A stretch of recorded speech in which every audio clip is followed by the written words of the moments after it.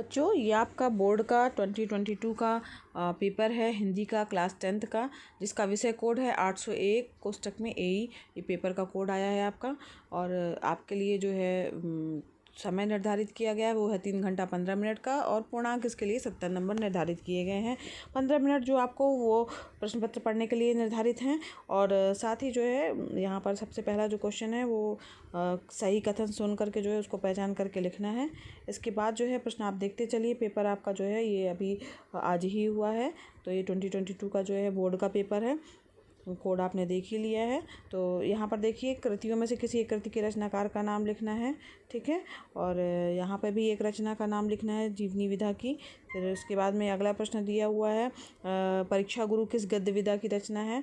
एक नंबर के प्रश्न ये आए हुए हैं। दूसरा प्रश्न भी जो है वो का खा ग इन खंडों में विभाजित है। तो यहाँ पर देखिए यहाँ पर एक कवि का नाम लिखना है, और द्विवेदी युग की किन्हीं 2 विशेषताओं का उल्लेख करना है। नई कविता की 2 प्रमुख विशेषताओं का उल्लेख करना है। तीसरा प्रश्न जो है वो गद्यांश से रिलेटेड है। एक गद्यांश दिया गया है बच्चों, और इसके प्रश्नों के उत्तर को आपको लिखना है। यहाँ पे प्रश्न आपको दिख रहे होंगे, इन प्रश्नों को जो है वो आपको लिखना है।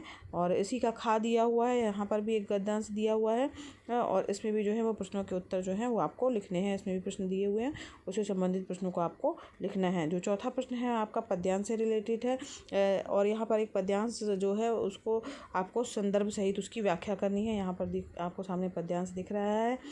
इसके बाद जो है यहाँ पर इसी में खा भाग दिया गया है, और यहाँ पर खा भाग जो दिया गया है उसमें भी जो है खा जो है वो दिया हुआ है, उसमें भी आपको लिखना है। फिर प्रश्न नंबर 5वां जो है उसमें एक लेखक का जीवन परिचय देना है, और उसकी किसी भी एक रचना का जो है आपको नाम लिखना है।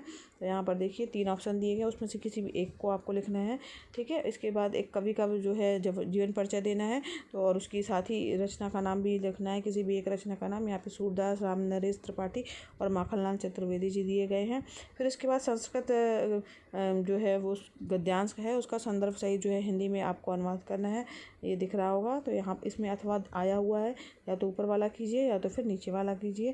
फिर 7वां प्रश्न जो आपका है वो अपनी पाठ्य पुस्तक में से कोई भी कंठस्थ मतलब याद किया हुआ एक श्लोक लिखना है जो कि इस पेपर में ना आया हो, ठीक है। इसी प्रकार से जो प्रश्न हैं किन्हीं 2 प्रश्नों के उत्तर आपको संस्कृत में ही लिखने हैं। ये प्रश्न दिए हुए हैं, कोई 2 प्रश्न आपको हल करने हैं। इसके बाद अलावा बच्चों 8वां प्रश्न जो है उसमें भी अथवा आया है। हास्य रस करुण रस की उदाहरण सहित परिभाषा देना, या तो हास्य रस अथवा करुण रस। उसी तरह से उपमा अलंकार या रूपक अलंकार, रोला छंद अथवा सोरठा छंद की परिभाषा देना है और उदाहरण लिखना है। इसके अलावा 9वां प्रश्न जो है वो है आपका उपसर्ग में से किन्हीं 3 के मेल में से एक शब्द आपको बनाने हैं, ठीक है। तो कोई भी 3 आप ले सकते हैं। और किन्हीं भी 2 अगला प्रश्न है आपका कि किन्हीं 2 प्रत्ययों का प्रयोग करके एक शब्द आपको बनाना है, बहुत ही आसान है। इसके बाद फिर किन्हीं भी 2 के समास विग्रह करके जो है लिखने हैं यहाँ पर। तो यहाँ पर 5 हैं, इसमें से कोई भी 2 आप कर सकते हैं। इसके बाद किन्हीं भी 2 शब्दों के तत्समक रूप आपको लिखने हैं। तो यहाँ पर देखिए 5 ऑप्शन दिए गए, उसमें से कोई भी 2 कर सकते हैं। और 2-2 पर्यायवाची शब्द भी लिखने हैं, तो किन्हीं भी 2 शब्दों के लिखने हैं। यहाँ पर देख रहे हैं 5 आपको दिए हुए हैं प्रश्न। 10वां प्रश्न आपका जो है वो निम्न में से किन्हीं 2 में संधि विच्छेद करना है और संधि का नाम लिखना है।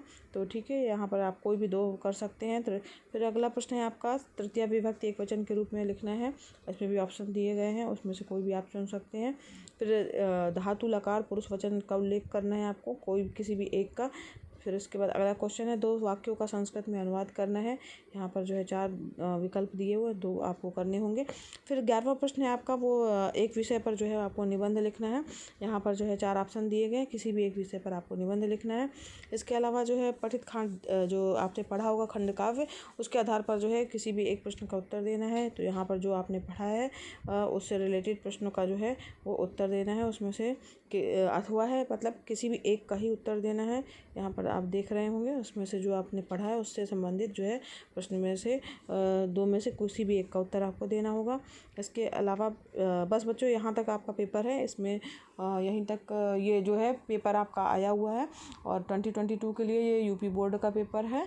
और बच्चों अगर ये वीडियो पसंद आया हो, कुछ हेल्पफुल लगा हो, तो वीडियो को ज़रूर लाइक कीजिएगा।